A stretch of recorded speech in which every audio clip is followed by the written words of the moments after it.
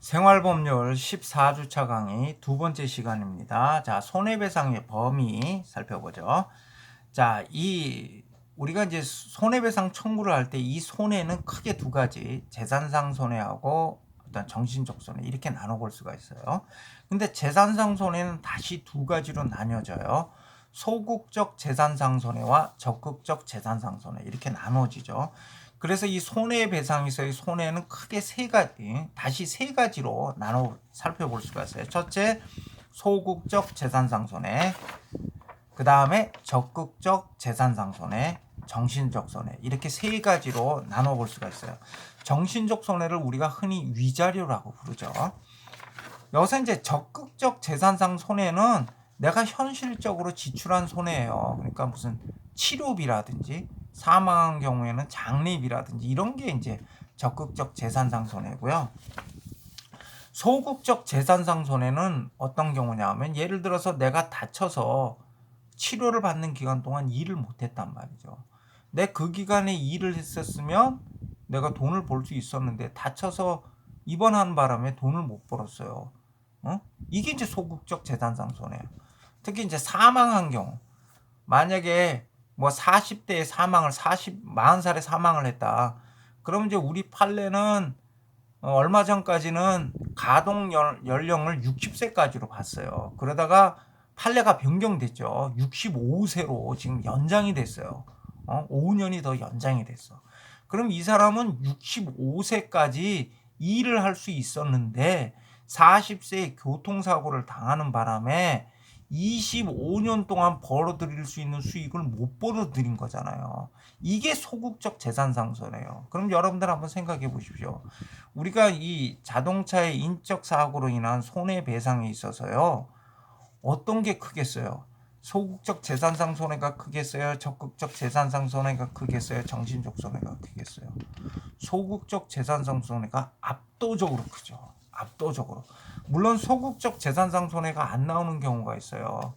연세가 65세 넘으신 분들. 연세가 65세 이상 됐다고 해서 전혀 안 나오는 건 아니에요. 예를 들어서 요즘엔 70이 돼도 일을 하시는 분들이 계세요. 그런 분들의 경우에는 또 그때 상황에 맞춰서 계산을 해야 될 거예요. 응? 근데 일반적으로는요, 소극적 재산상 손해가 제일 커요. 적극적 재산상 손해 이건 아무것도 아니에요. 적극적 재산상 손해는 치료비예요. 병원에 가서 치료비 영수증 떼서 내면 되고요. 그 다음에 장례비 같은 경우 우리 판례는 무조건 500만 원 인정해요. 무조건 500만 원. 장례비 내가 1000만 원 들었다 하더라도 500만 원만 인정해요. 장례비 내가 200만 원밖에 안 들었다. 그래도 500만 원 인정해요. 그러니까 우리 판례는 그러니까 적극적 재산 손해는 없어요. 사실 그 뭐 치료비하고 장례비 여기 기껏해야 이건 뭐한 많아봐야 돈 1000만 원밖에 안 돼요. 돈 1000만 원도 참 큰 돈이죠. 제가 이게 참 방정맞게 이런 얘기를 했는데. 정신적 손해 우리 판례 위자료 굉장히 짜요. 먼저 이걸 한번 볼까요? 정신적 손해부터 한번 볼까요? 자, 정신적 손해 위자료 한번 보세요. 정신적 손해 위자료 한번 보면 지금 서울중앙지방법원에 위자료 산정 기준이 있어요. 그래서 지금 이런 위자료 산정 기준이 따라서 왜냐하면 법원마다 위자료가 들쑥날쑥하면 안 되잖아요. 그래서 통일을 기하기 위해서 서울중앙지방법원에 사용하고 있는 위자료 산정 기준이 아마 다른 법원에도 그대로 통용되고 있을 거예요. 이 경우에 이제 위자료 산정 방식 표가 있죠. 그 밑에 보면 위자료 얼마라고요? 1억 원 곱하기 장애율. 요 장애율이 이제 노동능력 상실률이에요. 사망한 경우는 어떻게 됐어요? 100%죠. 100%니까 1로 계산하죠. 1. 그 다음에 1 빼기 과실률은 뭐냐 하면 이 피해자의 과실 비율이 있을 거 아니에요. 예를 들어 무단횡단하다 사고 당했다. 뭐 도로 한복판에 술 취해서 누워서 자다가 사고를 당했다. 이러면 피해자의 과실 비율이 엄청나게 높겠죠. 그게 이제 요 과실률이에요. 이렇게 과실률의 60% 정도를 감안을 해서 위자료를 산정해요. 다 이 공식에 의해서 산정해요. 장애율, 노동능력 상실률은 의사의 신체 감정 결과에 따라서 판단을 하거든요. 사망한 경우에는 이건 뭐 그냥 일이니까 의미가 없고요. 그렇지 않고 예를 들어서 무슨 뭐 노동능력 상실률이 80%다. 80% 정도 되면요, 움직이지 못하는 경우예요.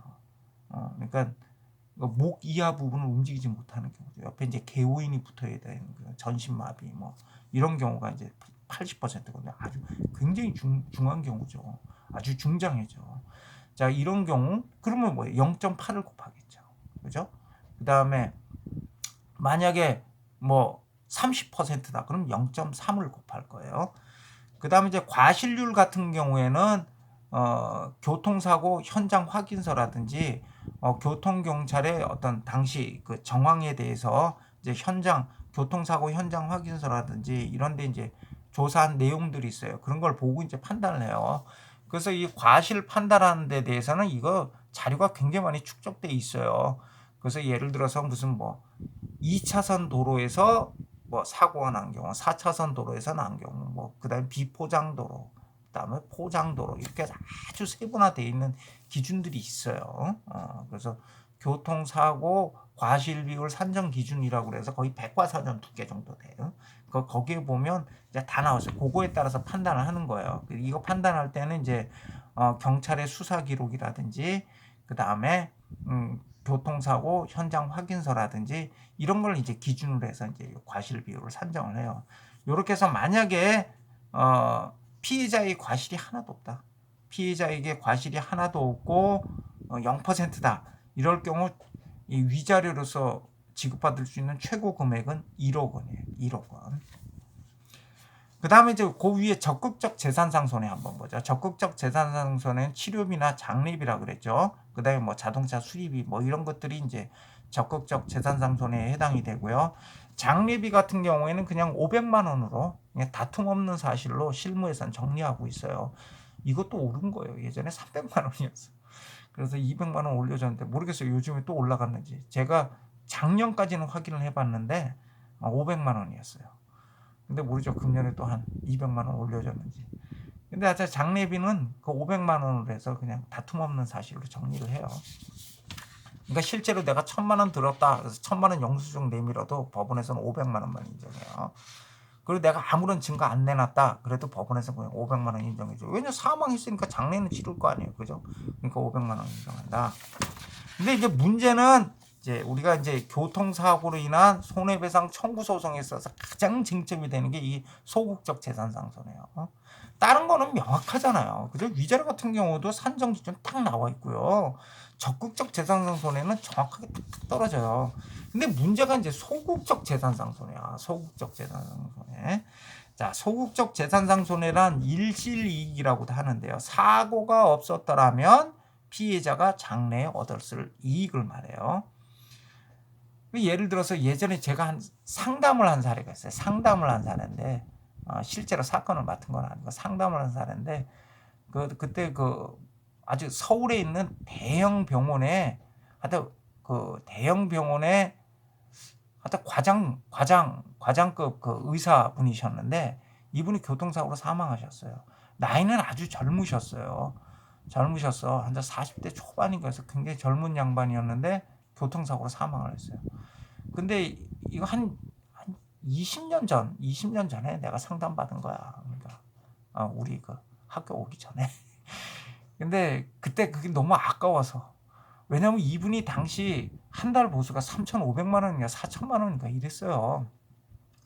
근데 이 양반이 한 20년 동안 더 일할 수 있었어. 그럼 이 양반 1년에 그 보수를 액면으로 따지면 4천만 원 따지면 얼마예요? 4억 원. 4억 8천이네. 응? 그래서 1년에 한 4억 잡자고. 1년에 4억 잡아. 그럼 10년이면 40억이네.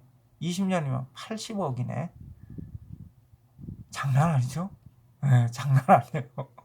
이 일실이익이 그런데 그나마도 이렇게 월급쟁이는 괜찮아.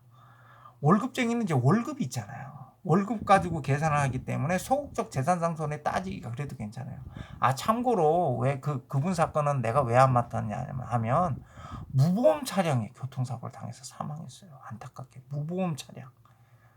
그러니까 무보험 차량 운전하는 사람이 무슨 돈이 있겠어요.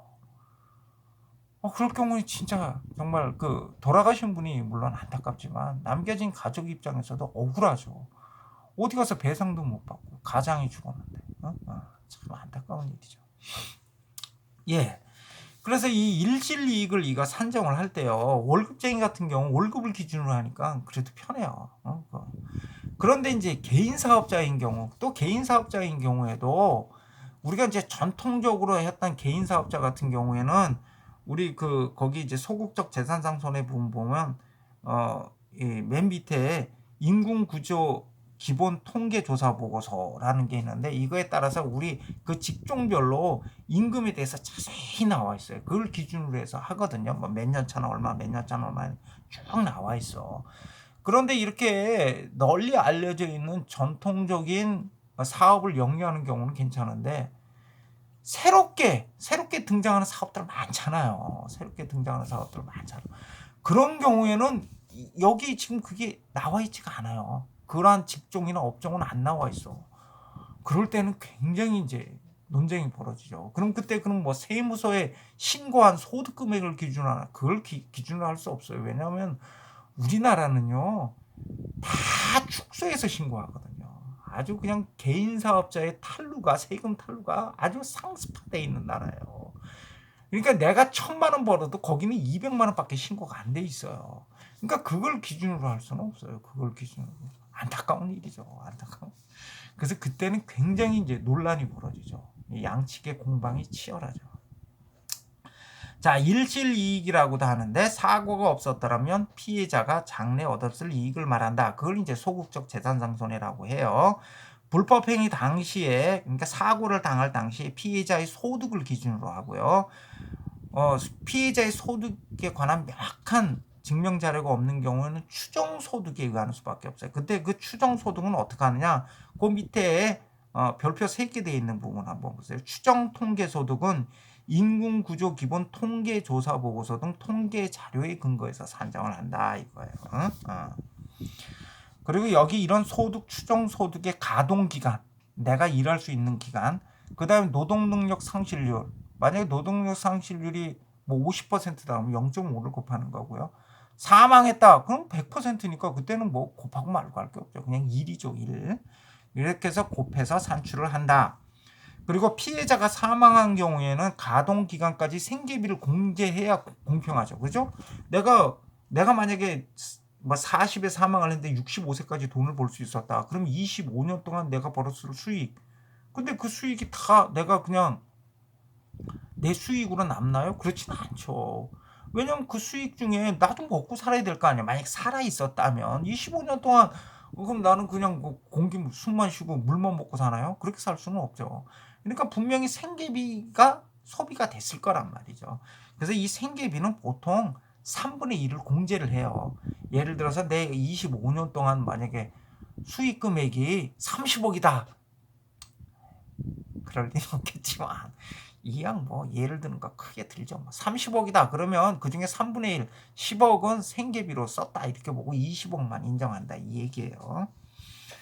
그 다음에 노동능력 상실률은 원칙적으로 맥브라이드 불구 평가표에 의해서 산정하고 여기에 나오지 않는 항목에 대해서는 국가배상보상 별표 기준을 예외적으로 적용한다. 이 노동력 상실률은 판사가 판단하는 게 아니고요. 대부분 이게 신체 감정을 하죠. 의사들한테 신체 감정을 하면 의사가 이제 노동력 상실률을 판정을 하는데 그 기준이 맥브라이드 불구 평가표라는 건데요. 이 맥브라이드 불구 평가표는 미국에서도 안 쓴대요. 이 맥브라이드라는 사람이 이제 그 노동력 상실률에 이 외과 의사였대요. 그래서 이 사람 나름대로 이제 그 노동력 상실률을 평가를 했는데 이 사람이 그때 기준으로 삼았던 게 뭐냐면 탄광이나 채석장 이런 데서 육체 노동하는 사람을 기준으로 했어요. 그래서 이 사람이 이 평가표에 의하면 예를 들어서 무슨 뭐 팔이 절단됐다든지 하는 경우는 굉장히 높게 나와요. 왜냐하면 육체 노동이 치명적이니까. 그런데 이제 일반화하기는 어려운 평가표거든요. 근데 우리나라에서는 미국에서도 잘 쓰지도 않는 맥브라이드 불구 평가표를 아직까지 신실단지처럼 모시고 쓰고 있어요. 근데 여기에 대해서는 이제 반론의 여지가 많죠. 근데 이걸 이제 노동력 상실률 평가표를 이제 따로 이제 제정하자, 만들자 이런 논의는 오래전서부터 있었어요. 그래서 이런 경우는 이제 뭐 대한의사협회라든지 그다음에 법조인이라든지 같이 모여서 평가표를 만들어야 되는데 이게 이제 어떻게 잘 안 되나 봐요. 그래서 지금은 아마 의사 선생님들이 맥브라이드 불구 평가표에 전적으로 의존하지는 않고, 이거 워낙 또 문제가 많은 평가표라 여기에 전적으로 의존하지는 않고 이제 여기를 기준으로 하되 이제 약간 가감하는 걸로 알고 있어요. 그래서 이건 뭐 노동력 상실률은 이건 이제 신체 감정에 따라서 판정을 하고요. 그 다음 보시면 이제 한국인 간이 생명표에 의해서 기대 여명을 확정하고 가동 연령을 정한다. 그러니까 우리 평균 수명 있잖아요. 평균 수명 그걸 정하고요.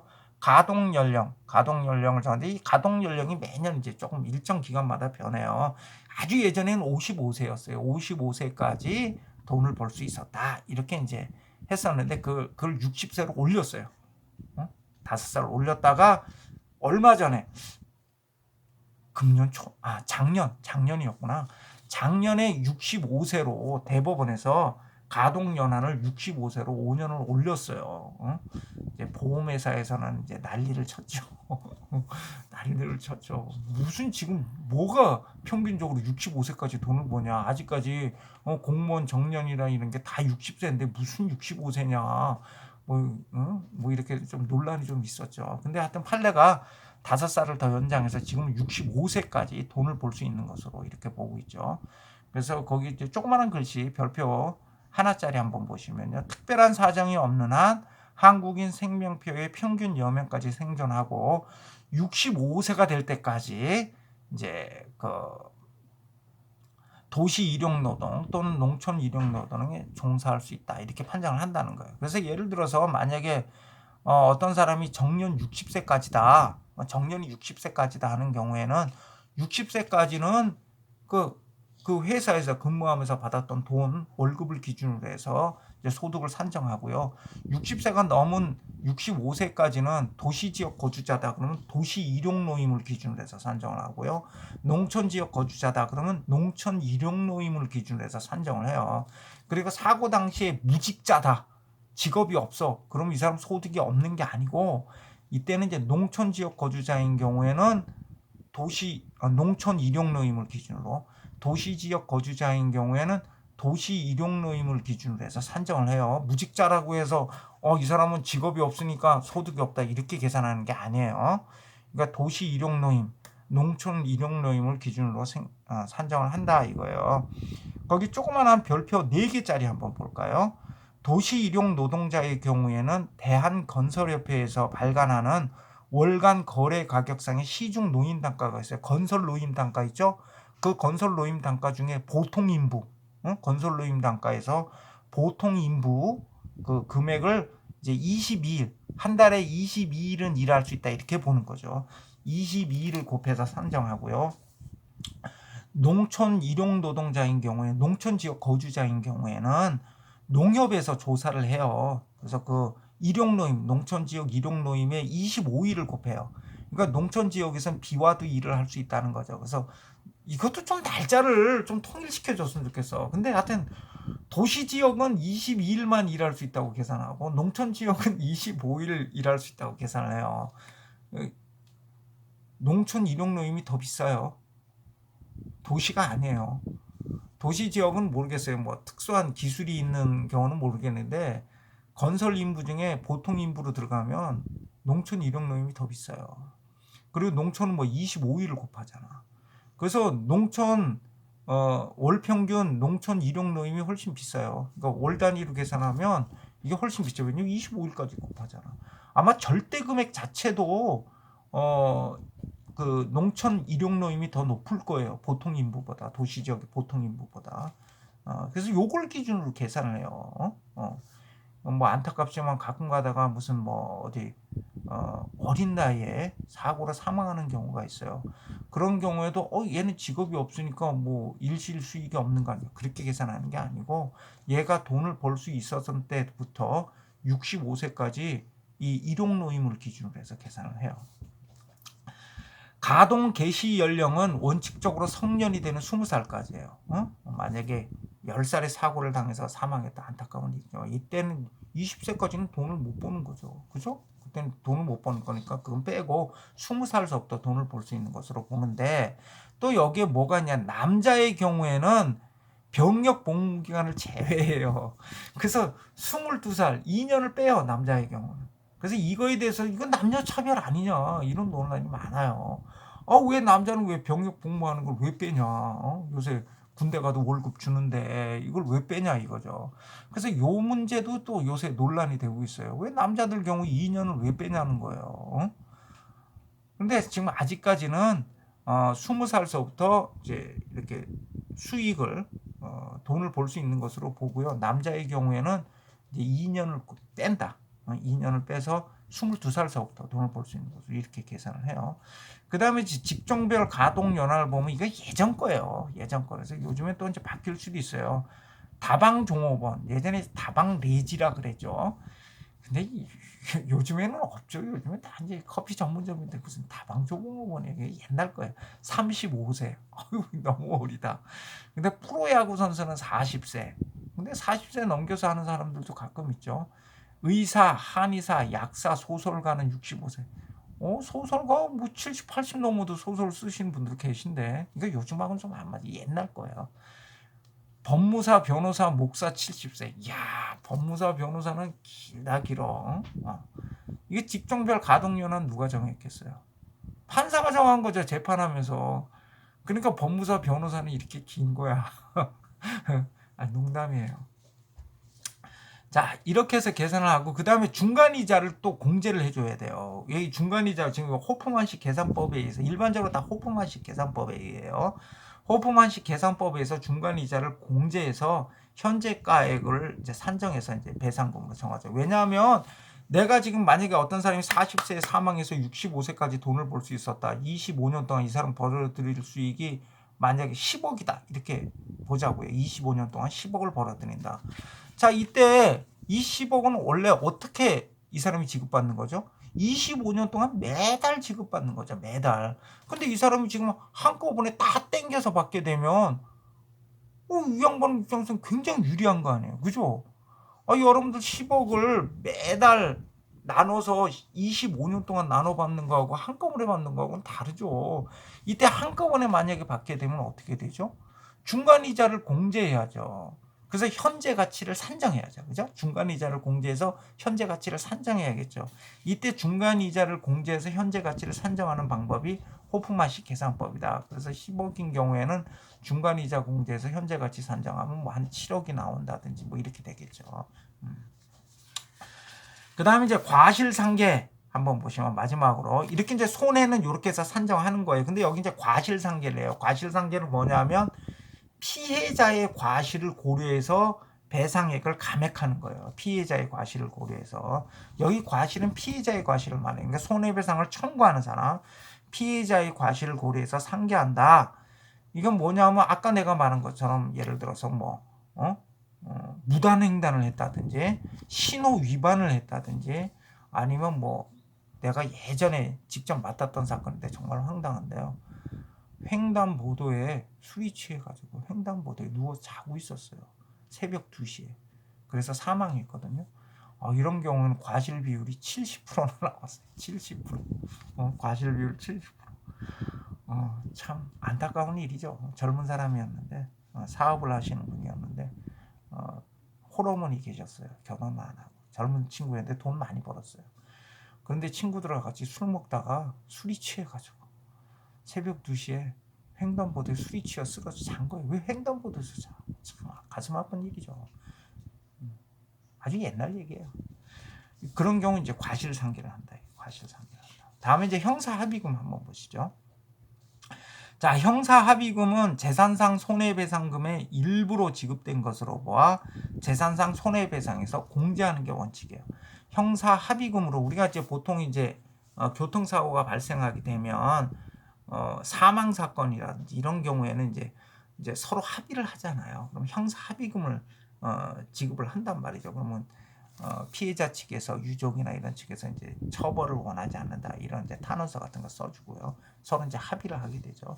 이때 이제 형사 합의금을 지급하잖아요. 이때 형사 합의금은 당사자 사이에 뭐 어떤 명확한 의사가 없으면 재산상 손해배상금의 일부로 지급한 것으로 봐요. 그래서 나중에 여기 손해배상 산정할 때 있죠.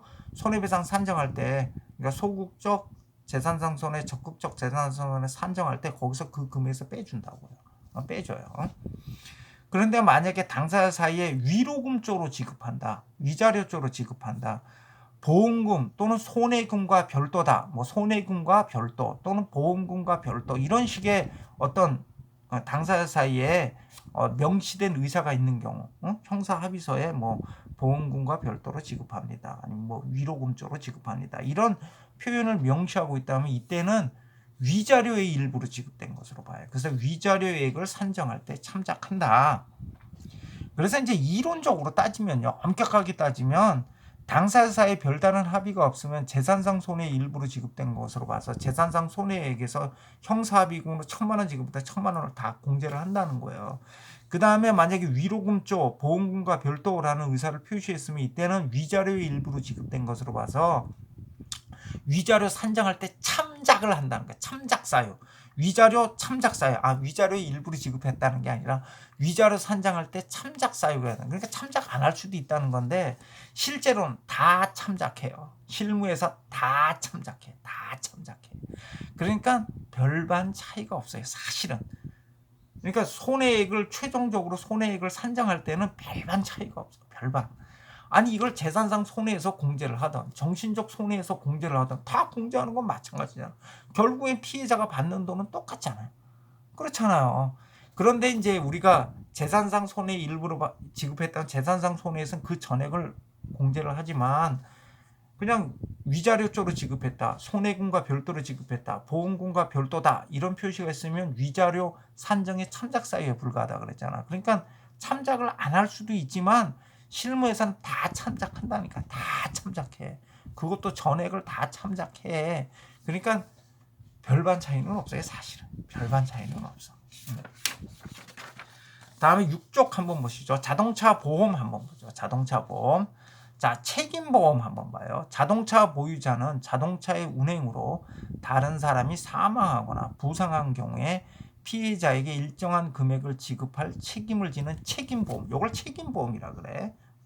자동차의 운행으로 발생한 인적 사고에 대한 그 보험을 드는데 이걸 책임보험이라 그래. 그리고 이 책임보험은 반드시 들어야 돼요. 이 책임보험 들지 않으면 자동차 운행을 할 수가 없어요. 그리고 이렇게 책임보험은 인적 사고에 대해서만 보험금이 지급이 돼요. 그래서 보면 지급 금액은 사망한 경우에는 최고 1억 5천만 원, 이것도 많이 올라간 거예요. 1억 5천만 원 범위 내에서 피해자에게 발생한 손해액을 지급한다. 아까 피해자에 발생한 손해액 우리 계산했었잖아. 그 손해액을 지급하되 만약에 2천만 원 미만인 경우에는 2천만 원을 지급한다. 그러니까 피해자에게 발생한 손해가 1,000만 원이다. 그래도 2천만 원 지급해 준다는 거예요. 책임보험에서. 부상은 3천만 원 한도에서, 그리고 후유장애는 1억 5천만 원 한도에서 이제 손해액을 지급한다. 그러니까 책임보험은 뭐예요? 책임보험은 자동차의 운행으로 인한 인적 사고에 대한 보험이에요. 그리고 이때 책임보험은 뭐예요? 이 보험금의 한도가 정해져 있죠. 이 한도 내에서만 이제 보험 처리가 되는 거예요. 무보험 차량이나 뺑소니 차량으로 인한 손해에 대해서는 책임보험금 한도 내에서 피해를 보상받는다. 이 책임보험은 뭐예요? 무보험 차량, 뺑소니 차량이라는데, 무보험 차량, 뺑소니 차량. 내가 든 책임보험이에요. 내가 지금 무보험 차량에 다쳤어요. 그럼 누가 나한테 돈을 준다고? 내가 든 책임보험에서 나한테 돈 준다고. 그래서 내가 아까 예를 들었던 서울 대형병원에 있었던 그 의사 선생님 교통사고 사망했잖아요. 근데 무보험 차량에 치여서 사망했어. 자, 이런 경우 그때 당시 이 책임보험, 그 의사 선생님이 가입한 그 책임보험에서 그때 받았는데 그때는 아마 몇 천만 원밖에 안 됐어요. 그때는 진짜 낮았어요. 몇 천만 원. 그러니까 그걸로 그냥 만족하는 거죠. 안타까운 얘기죠. 만약에 소송했으면 수십억을 받을 수 있었는데 그냥 그걸로 그냥 만족하는 거죠. 그래서 무보험 차량이나 뺑소리 차량으로 인한 손해, 이건 상대방 가해 운전자로부터 내가 어떤 배상을 받을 수가 없잖아. 이런 경우는 내가 가입한 책임보험에서 보상을 받는다 이거예요. 그다음에 종합보험. 우리가 이제 책임보험은 반드시 가입해야 되는 거고요. 그리고 거의 대부분 다 종합보험에 다 가입되죠. 종합보험에. 응? 이 종합보험에 가입하셔야 돼요. 종합보험에. 응? 뭐 책임보험만 가입돼도 자동차를 운행할 수 있지만 종합보험에 가입하셔야 돼요. 왜 그러냐 하면 종합보험에 가입하지 않으면요. 형사처벌당해요. 경미한 사건에 대해서도. 그러니까 종합보험에 가입하세요. 우리가 이제 자동차 보험 하는데 그건 이제 종합보험이에요. 책임보험은 당연히 포함되어 있는 거고요. 종합보험 의무보험의 범위를 넘어서는 의무보험은 거 책임보험을 말하는 거예요. 책임보험의 범위를 넘어서는 인적 손해에 대한 보험 및 물적 사고로 인한 손해에 대한 보험, 이게 이제 종합보험이라고 하는데요. 이렇게 종합보험에 가입한 운전자의 경우에는 이제 내가 운전을 하다가 사람을 치어 다치겠다든지 또는 뭐 어떤 상대방의 어떤 재산에 대해서 재물을 손괴했다든지 하는 경우에 이런 교통사고로 인한 업무상 과실치상죄, 업무상 과실 재물 손괴죄로 형사처벌받지 않아요. 그러니까 종합보험에 가입하셔야 돼요. 다음에 면책약관 한번 보죠. 먼저 무면허 운전 면책약관. 요즘에는 보험회사에서 이런 면책약관 두고 있지 않아요. 예전에 두고 있었다는 거예요. 예전에. 무면허 운전 면책약관은 뭐냐면 두고는 있긴 있죠. 그리고 두고는 있는데 요게 이제 한도가 있다는 거죠. 한번 살펴보자고요. 자, 무면허 운전 면책약관이 있어요. 그러니까 무면허 운전으로 일어난 사고에 대해서는 보험금을 지급하지 않습니다. 이런 약관이죠. 무면허 운전 면책약관인데 이 무면허 운전 면책약관은요. 무면허 운전이 보험 계약자나 피보험자의 지배 또는 관리가 가능한 상황에서 일어난 경우에만 무면허 운전 면책약관은 유효해요. 그러니까 보험 계약자, 피보험자에게 책임을 물을 수 있는 상황. 그러니까 자동차 소유자가 이제 보통 이제 자동차 보험에 다 가입하니까 자동차 소유자에게 무면허 운전에 대한 어떤 무면허 운전을 지배 관리할 수 있는 상황. 그러니까 자동차 운전자가 무면허 운전을 사실상 용인한 경우, 이때에만 이 무면허 운전 면책약관이 유효하다. 면책약관이 유효하다는 얘기는 뭐예요? 보험회사에서 보험금을 지급하지 않는다는 거죠.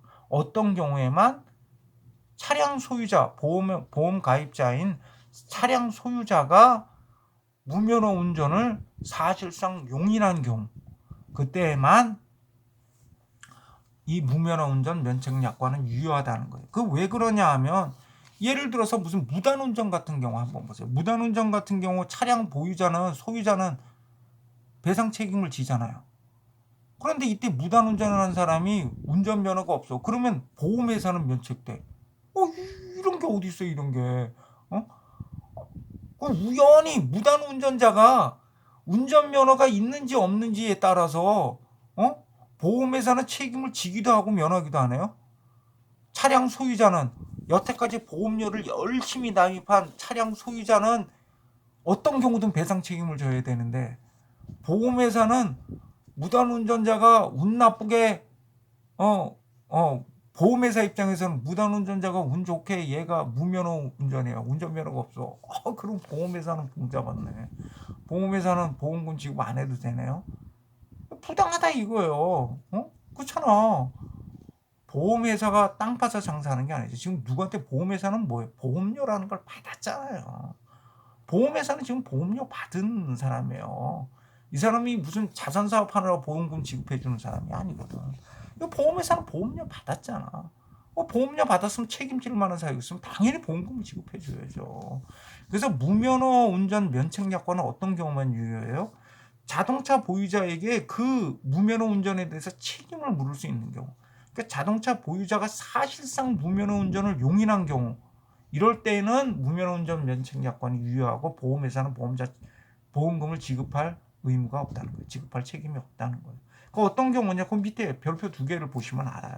이게 뭐냐 하면 이제 그 LPG 가스 배달 있잖아요. 그 여러분들 뭐 프로판 가스 뭐 이런 거 이렇게 배달해 주는 그런 업체요. 그런 업체인데 여기서 이제 종업원들이 있었는데 당시 이제 종업원들이 막 다 배달 나간 거야. 근데 막 전화가 오는 거야. 빨리 뭐 음식점에서 빨리 프로판 가스 보내달라고 막 전화가 오는데 보니까 이제 운전면허 있는 애들은 다 배달 나갔다든지 아니면 몸이 아파서 오늘 출근을 못했어요.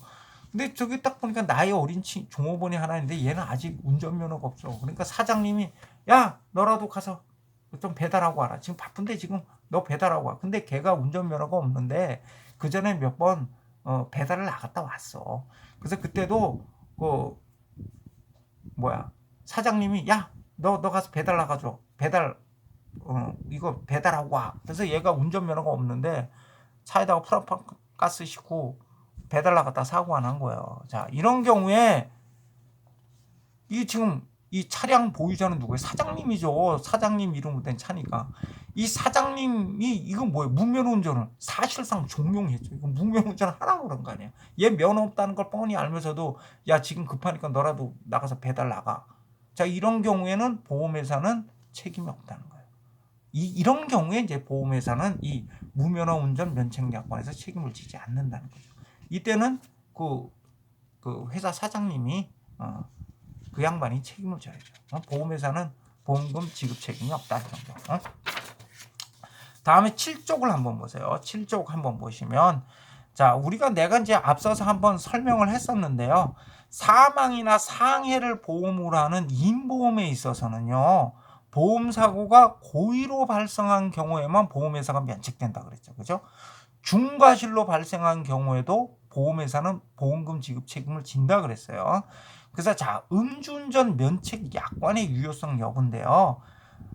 그 음주운전 면책 약관이 있어요. 피보험자가 음주운전을 하던 중 생긴 사고로 인한 손해에 대해서는 보험금 지급 책임이 없습니다라는 음주운전 면책 약관이 있는데 이때 이 음주운전 면책 약관은 이 경우에만 유효해요. 어떤 경우냐 하면 보험사고가 전체적으로 모아 고의로 평가되는 행위로 인한 경우에만 적용된다는 거예요.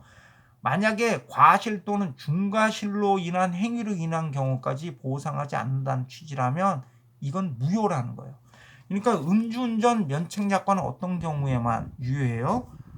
보험사고가 고의로 평가되는 행위로 이루어졌다. 이 경우에만 보험회사는 보험금 지급 책임을 면한 거예요. 자, 술 마시는 행위는 뭐죠? 그건 다 고의죠. 누가 과실로 술 마시는 사람 있나요? 여러분 과실로 술 마셔보셨어요? 그럴 수도 있겠네요. 물인 줄 알고 먹었더니 술이야. 그런 경우도 있겠네. 그럼 과실로 술 마셨네. 그런 경우는 근데 예외고 우리가 술을 과실로 마시지는 않죠. 다 고의로 술을 마시죠. 지금 여기 고의 과실이라는 얘기는 뭐냐면 술 마시는 행위를 얘기하는 게 아니라 사고를 일으킨 거. 사고를 일으킨 거. 근데 우리 대부분의 경우는 어때요? 술을 마시고 그냥 술 마시기 전까지는 내일 술 마시고 대리운전 불러서 들어가야지 이렇게 생각하잖아요. 근데 이제 술을 마시면 이제 간땡이가 이제 붓기 시작하는 거죠. 뭐 알코올 때문에 간땡이가 붓기도 하지만 이제 겁이 없어지는 거예요. 겁이 없어지니까 이제 사고 나는지 모르고 운전을 할 것을 가는 거예요. 그러다 사고가 났어요. 그럼 보험회사는 보험금 지급 책임을 면해요? 아니요. 보험금 지급해야 돼요. 그때는 음주운전 면책약관이 무효라는 거예요. 무효. 그럼 음주운전 면책약관은 언제 적용되느냐? 얘가 술을 먹고 세상을 비관을 하고 차를 몰고 와서 사람을 고의로 치워버렸어요. 예전에 그런 경우 있어요. 저희 여의도에서 젊은 친구인데 세상을 비관하고 술을 마시고 난 뒤에 차를 몰아서 그 여의도 광장에 있던 사람들 치워가지고 여러 명 죽었어요. 자, 그런 경우에는 보험회사는 보험금 지급 책임을 면한다는 거죠. 보험금 지급 책임을 면한다는 거예요. 자, 그래서 이제 자동차 보험까지 우리가 살펴봤고요. 이제 형사 책임하고 행정상 책임이 남았어요. 형사 책임 조금만 더 할까요? 예, 우리가 지금 여기까지 조금만 형사 책임 조금만 더 할게요. 자, 형사 책임 한번 보죠. 자, 업무상 과실 치사상죄. 업무상 과실로 사람을 죽게 하면 업무상 과실 치사죄가 되고요. 업무상 과실로 사람을 다치게 하면 업무상 과실치상죄가 되는 거예요. 우리가 이제 자동차의 운전을 그 사회생활상의 업무의 하나로 봐요. 그래서 차를 운전하다가 사람을 치는 경우에 우리가 이제 실수로 사람을 다치게 하면 과실치상죄가 되잖아요. 고의로 사람을 다치게 하면 상해죄고요. 이제 과실로 사람을 다치게 하면 과실치상죄. 그다음에 고의로 사람을 죽이면 살인죄. 과실로 사람을 죽이면 과실치사죄인데 이 사회통념상 이 업무 있죠. 이 자동차 운전도 업무의 하나로 봐요. 이 자동차 운전하다가 사람을 치어 다치게 하면 업무상 과실치상죄. 그 다음에 차를 운전하다가 사람을 치어 죽게 하면 업무상 과실치사죄가 되는 거예요. 만약에 차를 운전해서 사람을 죽게 했어요. 내가 사람을 죽일 의도로 차를 운전해서 사람을 치어 죽였어. 그건 살인죄죠. 그건 살인죄지. 그리고 만약에 내가 차를 운전해서 사람을 다치게 했어. 고의로 다치게 했어. 상해죄죠. 상해죄인데 이 자동차는 뭐예요? 위험한 물건이죠. 흉기죠. 그러니까 뭐예요? 흉기를 휴대해서 상해를 한 거니까 특수상해죄가 돼요. 특수상해죄. 그러니까 업무상 과실치사상죄는 고의가 없는 거예요. 과실로 운전하다 실수로 사람을 치어 다치게 하거나 죽게 한 경우가 이제 업무상 과실치사상죄가 되는 거예요. 그다음에 업무상 과실치사상 후 도주죄가 있어요. 업무상 과실치사상 후 도주죄. 이게 뭐예요? 이른바 뺑소니죠. 뺑소니. 사람을 치어 다치거나 죽게 한 다음에 우리가 보통 이렇게 교통사고가 발생했으면 운전자는 즉시 정차를 한 다음에 피해자를 위한 구호 조치를 취해야 된단 말이에요. 그런데 피해자를 구호하는 등의 조치를 취하지 않고 범행 현장을, 사고 현장을 떠나버린 경우죠.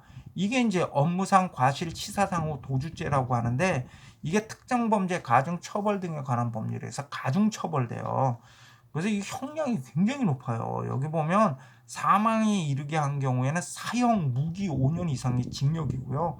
상해에 이르게 한 경우에도 1년 이상의 유기징역, 500만 원 이상 3천만 원 이하의 벌금에 처해요. 그러니까 업무상 과실치사상 후 도주죄는 과실범과 고의범이 결합된 형태예요. 그러니까 사람을 치어 다치거나 죽게 한 건 과실죄죠. 과실범이죠. 그죠? 업무상 과실치사상까지는 과실이에요. 근데 도망친 건 고의범이죠. 도망친 건 고의범이에요. 그래서 이 뺑소니와 관련해서 항상 이제 실무에서 쟁점이 되는 경우가 뭐냐면 내가 실수로 사람을 치어 다치게 하거나 죽게 한 사실은 명확해요. 그건 뭐 CCTV나 어디 명확해. 문제는 이 운전자가 뭐라고 변명을 하냐면 내가 사람을 친지 몰랐다는 거예요. 왜냐하면 그런 사실을 인식하고 도망갔어야 되거든. 근데 내가 사람을 친지 모르고 그냥 갔다. 만약에 그게 사실이다. 그러면 이 사람은 그냥 업무상 과실치사상죄만 지는 거예요. 근데 내가 사람을 치었다는 사실을 알았는데 그냥 도망갔다. 이때 이제 뺑소니가 되는 거예요. 그러니까 요게 이제 고의범과 과실범의 결합 형태예요.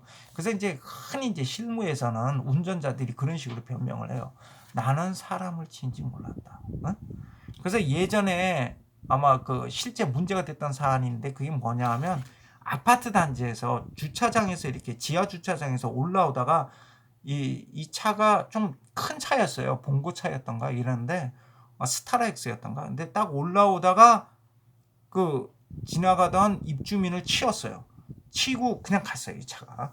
그냥 치고 그냥 갔는데 나중에 잡혔어요. 아주머니였어요. 아주머니였는데 아주머니가 자기는 사람을 친지 몰랐다는 거예요. 참고로 이 친 사람은 사망했어요. 할머니였는데 사망했어. 근데 이 사람은 계속해서 자기는 사람을 친지 몰랐다. 그러니까 만약에 이 가해 운전자 말대로 사람을 치지 몰랐다면 그냥 업무상 과실치사죄가 되죠. 근데 만약에 사람을 치었다는 사실을 알고 도주를 했다. 그러면 뺑소니가 되고 뺑소니는 어떻게 돼? 형벌이 엄청나죠. 엄청나게 무거워요. 그런데 이 사람이 이제 뺑소니로 확인이 됐죠. 왜 확인이 됐냐면 어디서 딱 걸렸냐면요. 딱 치는 순간 브레이크 등이 들어왔어요. 만약에 치지 않았다면 브레이크 등이 들어올 리가 없죠. 그렇잖아. 그러니까 이 사람이 순간 사람을 딱 치는 순간 뭐가 탁 걸린 거야. 그러니까 브레이크를 탁 밟은 거예요. 브레이크 등이 들어왔다는 얘기는 뭐야? 쳤다는 걸 인식했다는 거지. 그래서 이 사람은 뺑소니로 형사 처벌됐어요. 아주 질이 나쁜 거죠. 이건 정말 이 뺑소니는요 아주 치사한 범죄예요. 이거 범죄 중에서 아주 죄질이 나쁜 범죄죠. 사람을 치워가지고요 죽거나 다치게 한 다음에 도망가는 거는 이거 정말 아주 그 죄질이 아주 나쁜 범죄죠. 자, 뺑소니 판례를 한번 보실까요? 피해자에게 신분을 밝히고 지나가던 사복 차림의 비번인 경찰관에게 운전면허증을 건네주고 사고 현장을 벗어나 집에서 잠을 자다 경찰에 붙잡혔다. 이건 당연히 뺑소니죠. 자기가 신분을 밝히고 했다. 사후 이걸 가지고 피해자 구호를 위한 조치를 취했다고 볼 수가 없어요. 범죄 현장을 무단히 벗어난 거잖아. 이거 왜 벗어났겠어요? 이 분명히 술 마셨을 거야. 참 답답한데요. 음주운전 해봐야 운전면허 취소돼요. 그리고 2년 후에 다시 따면 돼. 근데 뺑소니에 해당되면요, 이게 형벌이 장난이 아닙니다. 그리고 그 뺑소니 해가지고 전과 기록에 남잖아요. 그러면 나중에 다시 수사 대상이 될 수도 있잖아요. 그러면 수사기관에게 아주 나쁜 인상을 줘요. 왜냐하면 이건 굉장히 죄질이 나쁜 범죄이기 때문에 종전에 뺑소니로 인해서 형사처벌 받았던 전력이 있다 그런다면은 이거 수사기관이 벌써 수사를 할 때 선입견을 가져요. 왜 그런 바보 같은 짓을 해요? 음주운전 물론 나쁜 일이에요. 근데 음주운전을 적발당하지 않겠다고 뺑소니를 범하는 건 정말 멍청한 짓이에요. 그건 진짜 멍청한 짓이에요. 이게 바로 그런 경우예요. 좀 답답한 사람이죠. 그 다음 한번 보시면 사고 현장을 벗어나 200m 정도 지난 뒤 다시 돌아왔는데 한 7분 정도 소요된 사람. 이건 보면은 사고 현장으로 다시 돌아왔는데 이게 왜 뺑소리죠? 그때 이제 대법원 판시 내용을 보면 뭐냐 하면요. 지금 이 군인이에요. 군인이 이제 화물 자동차를 몰고 가다가 야밤 늦은 시간이었어요. 밤이었는데 가다가 이제 사람을 치웠는데 얘가 그냥 지나갔어. 지나갔어. 쫙 지나갔는데 얘가 왜 되돌아온지 알아요? CCTV 때문에. 딱 갔다가 보니까 CCTV가 딱 보인 거야. CCTV를 보고 내 적발됐다. 그래서 되돌아온 거예요.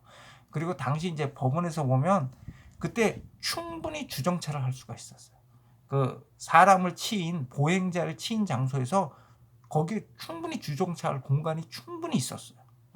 그런데 이 사람이 앞으로 쭉 갔다가 다시 되돌아왔는데 그게 뭐냐 CCTV 때문에 되돌아온 거예요. 그래서 우리 판례가 이 경우에는 땡손이도 형사처벌을 했어요.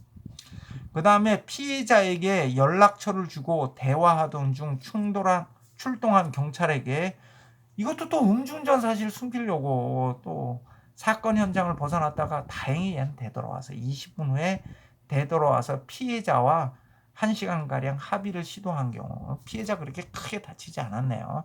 자, 이런 경우에는 이제 도주죄가 성립하지 않는다 이렇게 봤어요. 그 다음에 이 사안 정말 중요한 사안인데요. 교통사고를 당한 만 9세 아동이 괜찮다고 말한 뒤 바로 뛰어갔어요. 그러니까 이 사람이 차를 몰고 가는데 만 9세니까 이게 만이에요. 만 9세니까 우리나라 나이로 하면 한 11살 정도 된다고 봐야 돼요. 왜냐하면 우리 여기서 만이라고 할 때는 생년월일까지 다 따지거든요.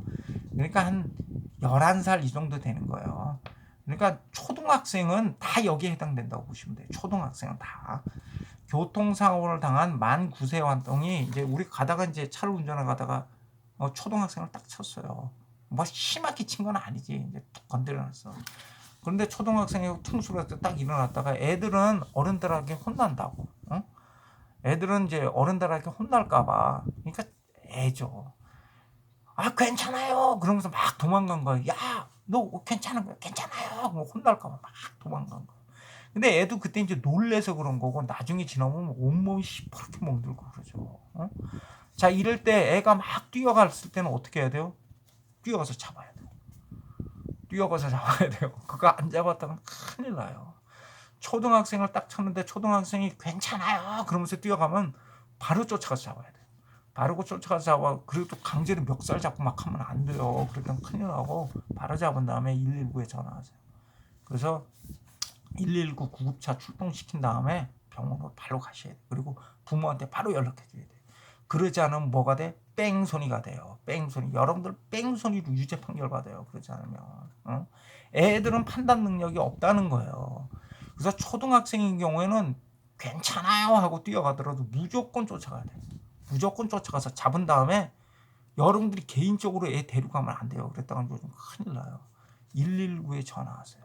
그래서 119 구급차로 병원으로 가세요.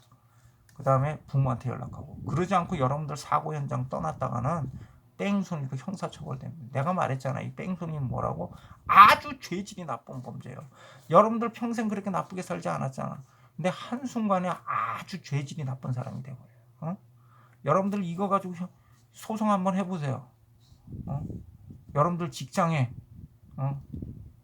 경찰서나 이런 데서 뭐 막 날라오고 또 형사재판 받아야 되잖아. 막 날라와. 그런데 범죄명이 뺑소니야. 그럼 여러분 직장에서 직장 동료들이 여러분들을 어떻게 보겠어? 만약에 회사 다니고 그럴 때. 이거 무조건 뛰어가서 잡아야 돼. 알았지? 무조건 팍 뛰어가서 잡아야 돼요. 죽게 아니면 살기로 잡아야 돼. 잡아가지고 119에 전화한 다음에 병원 데려가.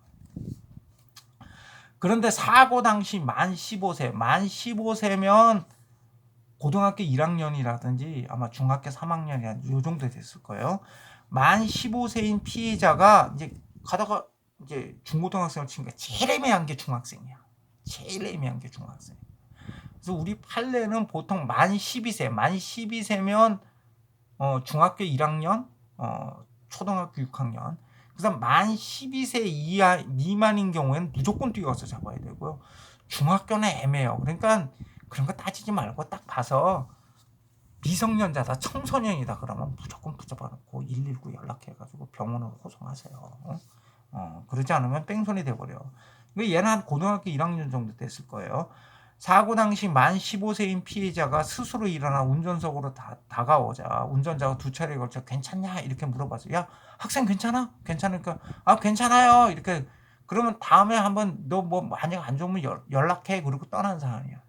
여기에 대해서는 우리 판례가 이거는 이제 뺑소니 아니다 이렇게 판시를 했어요. 근데 이 사람이 어디에 대법원까지 뺑소니 사건을 형사재판을 받았잖아요. 나중에 최종적으로는 뺑소니에 해당되지 않는다 이렇게 판결을 받긴 했지만 그 사이에 경찰에 가서 조사받았죠. 검찰에 가서 조사받았죠. 형사재판 1심, 2심, 3심 대법원까지 갔는데 이 사람이 그동안 받은 스트레스는 어떨 거야. 응? 그러니까 뭐야? 청소년이면 무조건 데리고 가. 그게 제일 속편해. 초등학생은 죽기 아니면 살기로 뛰어가서 잡아야 되고요. 중고등학생인 경우에도 웬만하면 붙잡아 놓고 119 전화한 다음에 구급차로 해서 병원으로 가셔야 돼요. 애들 미쳤다간 여러분들 뺑소니로 형사처벌돼요. 예, 잠시 쉬었다가 계속 살펴보기로 하겠습니다.